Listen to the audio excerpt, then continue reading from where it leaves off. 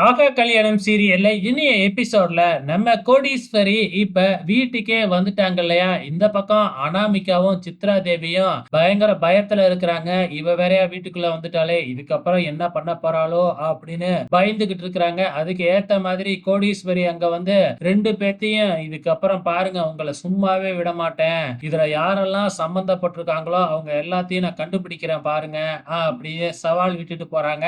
அங்க வர்ற சூர்யா, நீங்க சும்மா இல்லாம எங்க அத்தையே உசுப்பேத்தி விட்டீங்கல்ல, இப்ப பாருங்க அவங்க வீட்டுக்குள்ளாரயே வந்துட்டாங்க அப்படின்னு நம்ம சூர்யா ஒரு பக்கம் பஞ்சு டயலாக்லாம் பேசிட்டு போயிட்டு இருக்கிறாப்ல. இந்த பக்கம் வந்து பாத்தீங்கன்னா, அனாமிகாவும், சித்ரா தேவியும் என்ன செய்யறதுன்னு தெரியாம பேசிக்கிட்டு இருக்கிறாங்க. இங்க கோடீஸ்வரி வீட்டுக்குள்ள வந்து தன்னோட 3 மகக்கிட்டயும் பேசிக்கிட்டு இருக்கிறாங்க. அப்ப பிளாஷ்பேக்ல எப்படி இந்த வீட்டுக்குள்ளார வந்தோம் அப்படிங்கிறத சொல்லிக்கிட்டு இருக்கிறாங்க. போலீஸே அழைச்சிட்டு வந்துல விட்டாங்க. சோ அத பத்தி தான் பேசிக்கிட்டு இருக்கிறாங்க. இங்க மறுபடியும் நம்ம சித்ரா தேவியும், அனாமிகாவும் பிரச்சனைய ஆரம்பிக்கிறாங்க. ஏன்னா, இப்ப சித்ரா தேவிய இந்த வீட்டுக்குள்ள வச்சுக்க கூடாது. யார் யாரோ இந்த வீட்டுக்குள்ள எப்படி வந்து இருக்கலாம் அப்படிங்கிற மாதிரி சித்ரா தேவி பேசிக்கிட்டு இருக்கிறாங்க. ஆனா வேற வழியே இல்லையா? போலீஸே கொண்டு வந்து விட்டுருக்காங்க இல்லையா? ஒண்ணுமே பண்ண முடியாது. இந்த பக்கம் சித்ரா தேவியும், அனாமிகாவும் எப்படி கோடீஸ்வரிய சமாளிக்கிறது அப்படின்னு பேசிக்கிட்டு இருக்கிறாங்க. இந்த பக்கம் கௌதம் அவங்க அம்மாவ புடிச்சு திட்டிக்கிட்டு இருப்பாங்க.